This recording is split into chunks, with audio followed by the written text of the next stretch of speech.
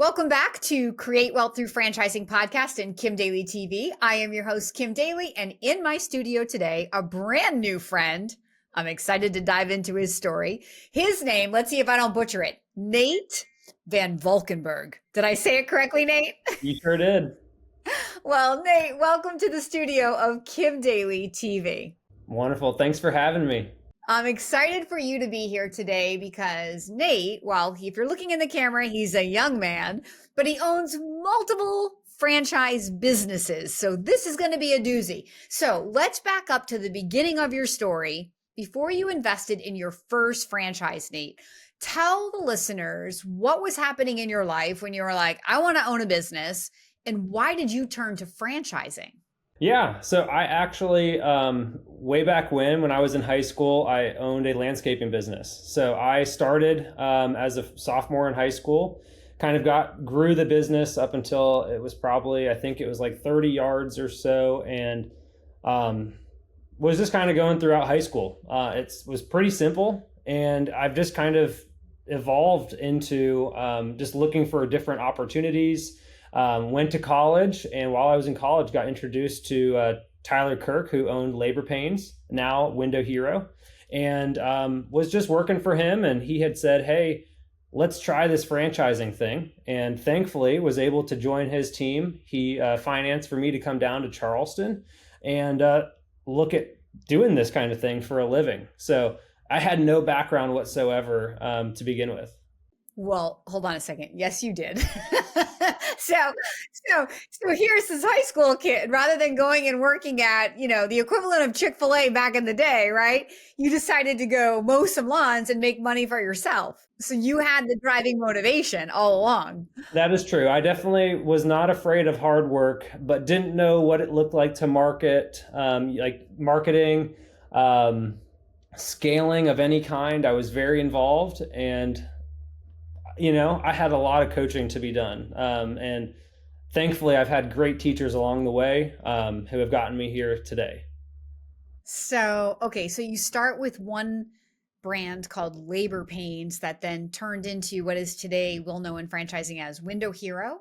Interesting shift of words there. I don't really know how those two things go together, but okay. So lead us down the path now. So you're in Window Hero. You started as the employee, or the owner of the company helped you establish the first franchise in Charleston. Is that what I heard you say? Yeah, so I was actually, while I was in school, was just basically a foreman for one of his trucks, and did that for 2 years while I was simultaneously running the yard business that I had worked in for so many years. I just transitioned and kind of was scaling with him and grew within the business, and he kind of saw some, opportunity within myself and said, hey, let's do this. Let's try it. So another location in Raleigh, Durham area in North Carolina, started around the same exact time as us, and off to the races from there. So now bring us up to speed. So you're in Window Hero. You've developed, do you have more than one territory? Yeah, so it kind of, I was just a guy doing the work when I initially moved down here. Many more hats as the world, as the world continued to move forward for me. And I basically went from doing the work every day to doing quotes to doing, marketing and networking. And eventually just kind of fell into the shoes of kind of taking off more hats as time went by. And now today I do have 3 territories in Charleston. It's the entire area of this city. And then I'm pretty much just, looking in from a high level into the business and not really running any of the day-to-day. I spend about 2 to 3 hours a day within that business. But I'm probably more involved than I should be, but I like to be in the trenches along with the guys. So you never worked for anybody else, really. I mean, you worked for this guy, but you were always sort of driving the bus of the business for him until eventually he was like, this kid's amazing. Like, I'm going to give him an opportunity. I mean, how amazing for you that you had. I've been blessed like that with amazing mentors in my life too. I can totally appreciate your story. So you make something of the one business, but today I think you own two or three other franchises. So bring us up to speed how this growth has progressed. Yeah, so I think I have another business called Yard Patrol Pros, and it's there under the umbrella of Homefront. And basically, what we do, we only I think have six different concepts within Homefront. They're growing rapidly. We're still laying the foundation in many ways, but I own three of the six. And basically, Yard Patrol is very similar to Window Hero. So we're going to be able. My whole goal is to create opportunity for the people that are working with me. So my whole goal is, hey, we do have ups and downs throughout the year with Window Hero, and it'd be great to kind of supplement those low areas with some other work. So thinking about Yard Patrol, they just mesh really well. The employees could bounce back and forth very well. So again, just creating opportunities, wanting to create some just a standard set of pay as opposed to again having seasonality to the Window Hero side of things. So Yeah, it's really good. So you, for those who are listening, so Nate started what we'll say in one vertical, right? And then built out multiple territories of the one vertical, but was able to stay inside a parent organization that's centered around home services, and that's called Homefront Brands. And he was able to grow, now we'll say horizontally, by adding on another service, overlaying it on those same three territories, and then being able to take a seasonal business and a seasonal business, but by putting them together, eliminating the seasonality to where now when one is ebbing, the other one's flowing and vice versa. correct. Exactly. I love it. So what is Yard Patrol? Because I don't work with that Yeah. brand in my portfolio. So what we do there is pretty much anything encompassing the yard. So we do from mosquito treatments. We also work with irrigation repairs, installations, fertilization to aeration, sod installation. You know, we don't do anything in the maintenance side. The traditional yard mowing every week, picking up leaves yet. We do a lot of the other things really well, and I think that maybe I don't know what Homefront has in the future, but it is again, let's just grow the business and again create more opportunity.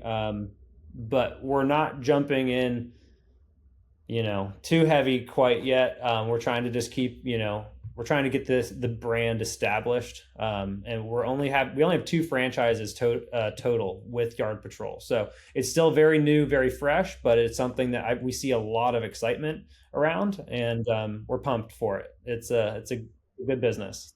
So both of those are B2C and B2B. Yes. Yeah. Okay. I like it. I like the mix. Okay. So now in comes opportunity number three. So tell us what's this newest franchise you've added into your repertoire? Yes, so that business is called the Designery, and basically we specialize in cabinetry, but we can design from anything from hardwood floors to kitchens, outdoor spaces, really at all. My business partner Sean and I, we do not like to turn away business. So we work with a lot of contractors that could even be replacing windows, fixing the foundation in a home. It can get very invasive, but again, we specialize in mainly cabinetry, and then the spaces, laundry rooms, kitchens, bathrooms, kind of in that area. Yeah, it's very exciting. Why? Okay, so what I love about this is a one-time project, right? Versus you have these reoccurring revenue streams with your other business. I love the way this portfolio is sort of like taking care of itself in terms of being diversified, Yeah. because a diversified portfolio is always the safer one. So, and whether you did that intentionally or not, I don't know, but I really like it for you. So, and I don't really, we're not here to like sell the Designery or, Yeah. Lawn Patrol, but it's hard not to talk about what the business does as part of what we're discussing today. But my question to you is, so what was appealing to you? Because Homefront has other brands that happen outside in the yard too, like fencing. So why did you go to the Designery? Why that brand? I am very much like an engineer. I love putting things together. I love working with my hands. And I actually love the Designery so much just because honestly, we do a lot of our projects are with commercial work. So we are doing a lot of building of apartment homes, townhomes, neighborhoods.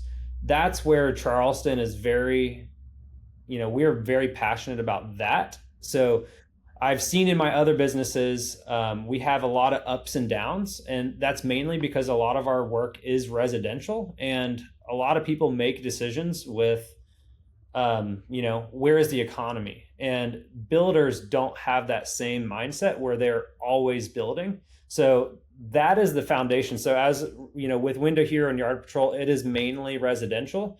And then we do have some commercial. We wish it was 50-50, but that's just not where we are. So we do have some ups and downs. The Designery will not be that way. The way we have in Charleston structured it, it will be very just, there will not be the ups and down portions, which I'm excited for.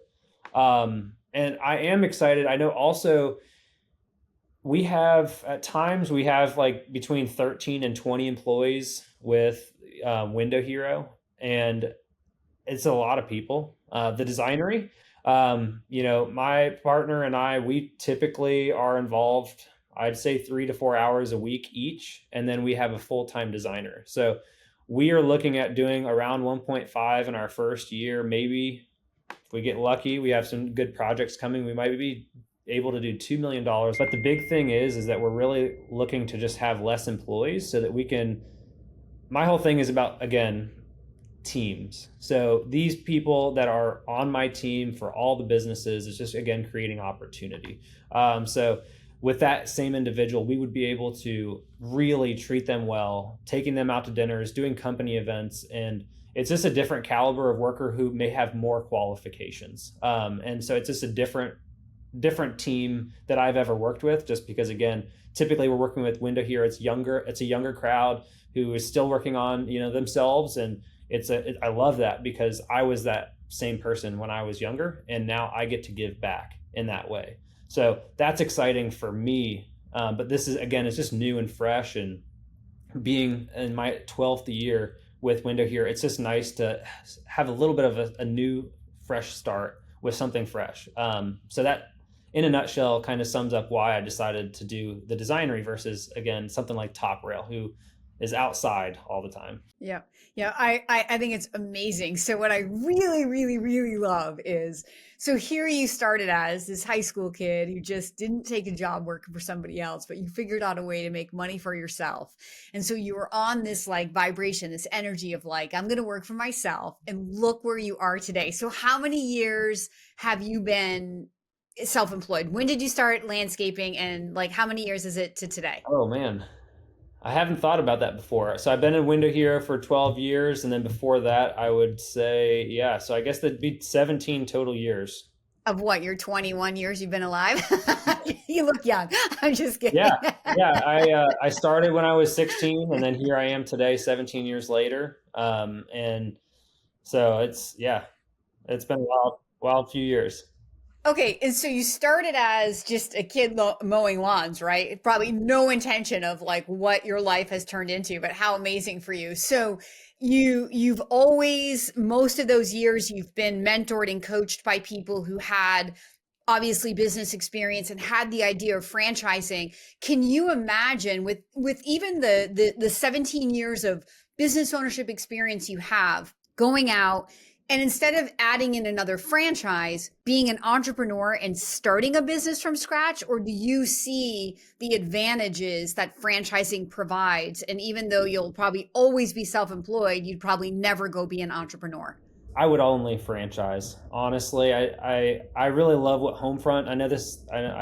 We're plugging Homefront here for a second, but I just really appreciate what they do from the ground level, creating that foundation for each franchise, and just creating a system that we know works, allowing them just to, like, as you're stepping out, it's uncomfortable. A lot of, the other franchisees that I am around, a lot of them are coming from a past background of having a 9 to 5 who have done very well for themselves. But just to have some security would be, I just like security, and not being able to, it is a risk, but it's a calculated risk, and it's something that, Homefront will not let us fail. They love to push us forward, and we're always learning, but they're always making sure that we're getting better and succeeding. And you also mentioned, what you're on target to create in this first year with your third franchise business, which if you were to go and try to create that from scratch on your own, probably wouldn't produce those kind of financial results right out of the gate, correct? Yeah, it would have been years, I'm sure. Yeah, just because the learning curve in figuring out the business has to be figured out before you get to the point where you're making money.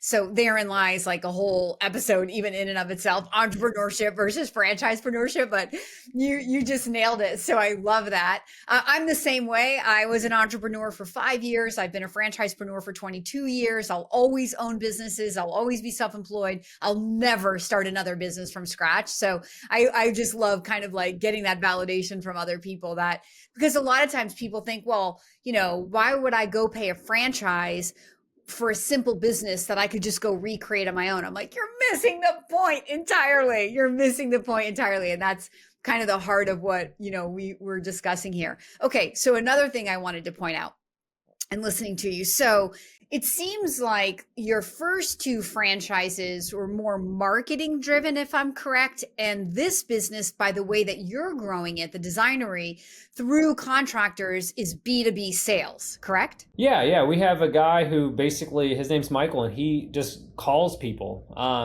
We have good connections, and we'll just walk into job sites and just say, hey, are y'all looking for flooring? Are you looking for cabinets? Are you happy?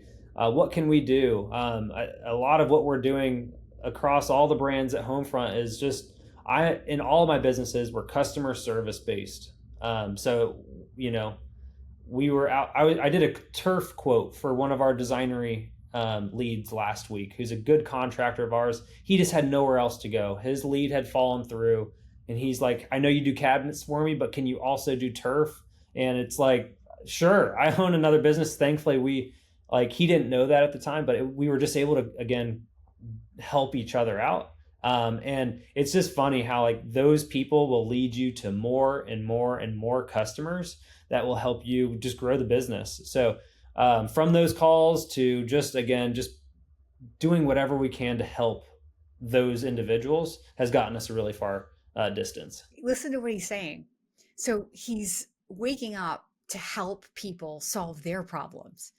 And that's why he's successful, right? So you're not waking up to get money, you're waking up to serve people. And another thing I wanted to point out was when you were talking about going from 13 or 20 employees to the Designery, where you have, your partner, and one full-time designer. And so just having that contrast again of having a smaller team of people. But you said, and whether you realize it or not, I heard it, you're like, it's just all about creating opportunity. For who? Did he say for Nate? No, he said creating opportunity for his team. So guys and gals listening, right? When we're thinking about becoming successful as a business owner, you have to step back and remember that you reap what you sow. So this man is sowing some amazing seeds into other people. Other people sowed into him, and he's now able to give it back. But he recognizes that, and he's waking up to serve people, and he's walking into businesses and he's saying, can I help you solve your problems? And that's why when you're willing to do those things, which aren't always comfortable, sure, it requires you, stepping out of your comfort zone a little bit to get comfortable walking in and just meeting people and saying, hey, this is what we do, and we'd love to earn your business. There's some, overcoming yourself that has to happen, but this is the reward. And where I'm going with this, Nate, is many times in franchising, I'm a franchise consultant, so I work with people to help, place them in businesses like the Designery and Window Hero. And they'll say to me, well, I want to own a business, but I don't want to sell anything. I don't want to prospect. I don't want to cold call, right? I'm like, look, finding customers is, what owning a business is all about. And what's really going to make the difference for you and your business is breaking free from marketing and building relationships that Nate just said refer to you over and over and over and open doors for you to other potential pools of customers. That's Right? well said. Well said. Yeah. There's so much gold in this. I just want to make sure you get it and my listeners get it. So here's this kid who's 16 years old who starts mowing lawns. And today he owns multiple franchises in different industries, managing different types of people, about to do maybe multiple seven figures in his third business in his first year. Like he's grown so much. So you didn't have skill to go out and sell people when you were mowing lawns, right? You have skill today, right? He did you go to college for business? I did. I didn't make it too far. I actually ended up dropping out my second year. We don't need an MBA. We don't even need a college degree. We need will. We need the persistence, right? So I'm not trying to make any earnings claim that you're going to go buy a franchise and in your first year you're going to do multiple seven figures. I don't know what you're capable of. That's what he's capable of because he's him. And this is his 17th year of business, right? He developed a lot of skill along the way, but he leveraged himself by partnering himself with good, solid franchisors who had proven models that he could just show up and execute on and perfect versus spending all of that time and energy and money trying to just establish the business itself. It's an awesome story. I know why Homefront wanted you to be on my show. I am so thrilled to meet you, Nate. So, where do you see yourself in the next 5 to 10 years? I'm always thinking about what's next. And, with this third business being in, I just started Yard Patrol about 2 years ago, started officially with the Designery in November, didn't get our grand opening was in April. And I'm always about what's next. I'm always dreaming. Right now, I've kind of stepped to just say, hey, let me enjoy the season that I'm in.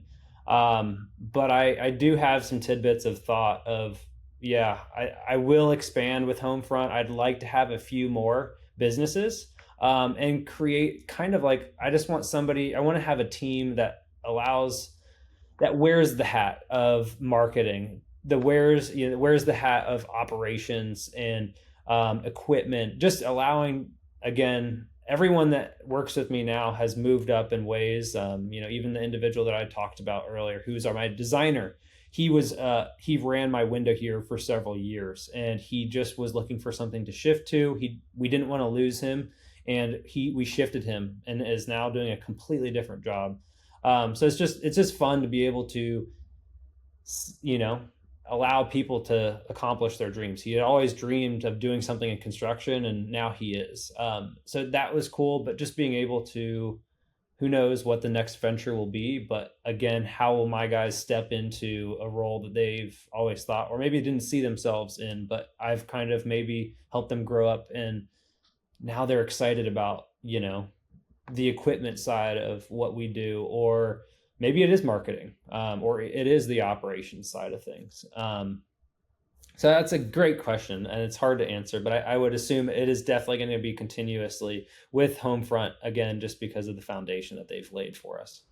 Yeah, you just have this amazing growth mindset. Are your parents so proud of you, Nate? Yes, yes, they As a mom to two sons, I would be so proud of you. That's fantastic. Okay. So we come to the part of the interview where I want you to give some mentorship to my followers. So I have two types of followers, Nate. I've been a franchise consultant for 22 years. I've created hundreds, nearly almost 1,000 small business owners in the country and in the 2 decades of my life. But I also have people who are on the sideline trying to decide, is Kim Daly the girl to help me buy a franchise? Should I invest in a franchise? And that's why they're following me. So you've been at this a really long time. You've admitted you're going to continue to invest in more franchise businesses. So tell these people on the sideline, like, give them some advice. Go back to yourself, like tell them something that maybe they can think about that may help them decide if now's the right time for them. I would say the most important thing for me in the industries that I'm involved in, and I I have friends that own businesses in other places and they're completely different than what I do. But I think where I'm seeing the most success within other franchises or business in general or people in general, or, fill in the blank, but the people who are successful is they're doing what they said they're going to do. And there's just a lack of professionalism with, kind of just, it's kind of hard to sum up, but basically just showing up and doing what you say you're going to do. That's To where the customer. yeah, or to the business or to whatever, you showing up and doing what you say you're going to do, because it's a lot of times it does not end that way. A lot of companies and businesses and individuals are moving away from big corporations and going local because they just want to talk to somebody. They want to be, when you come into the showroom, we're going to be there. We're going to be able to be there with smiling faces, or, respond to an email, pick up the phone. It's simple, but it's just the very simple things that we can do, and to just do them, and do all of them, because again, they're the simple things. They're not even the getting up in front of big group of people and like making a presentation. That's not what will make you successful, but it's answering the phone, replying to your emails, and just showing up and doing what you said you're going to do. Like generally serving people. Yeah, it's really not hard, but people are overcomplicating a lot of things, and it just doesn't need to be, especially with the franchise system. Everything's already worked out for you. You just need to capitalize. Do your research. Talk to the other franchisees. We call them validation calls. I love to do them. I love to meet the people, and I love the relationships that comes out of the franchising thing.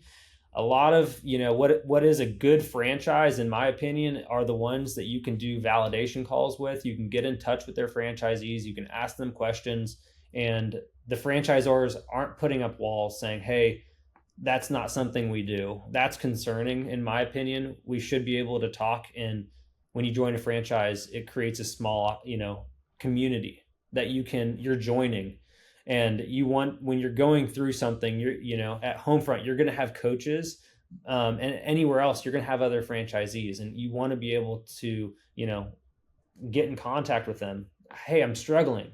What do I do? You've been there, I can help you, having that connection with the other franchisees is incredible. It's awesome. It's no doubt in my mind. There's no doubt in my mind why you are so successful, Nate. So, like, congratulations to you. And I just love this story. Very non-traditional from the typical person that, like, I do interview, who, like you said, is the corporate refugee who's like escaping the big, corporate handcuffs and the salary and the 401k matching and all of that to go pursue their dreams, but no less equally inspiring, if not more inspiring, especially for those of us who are parents who dream of our own children growing up and being aware enough that there is this path out there where they don't have to go wake up and show up for somebody else's dreams.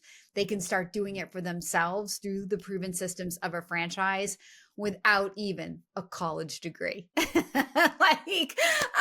You're amazing. God bless you. Thank you so much for being our special guest today here on Kim Daly TV. Awesome. Thanks for having me, Kim. Oh, my pleasure. And good luck to you in everything that you do. I expect to see your name and franchising lights. Well, for those who are inspired like Kim Daly is, well, you know that I want to be your franchise consultant. So please follow the link in the description below. And until next time, please remember that my name is Kim Daly and I want to be your daily coach.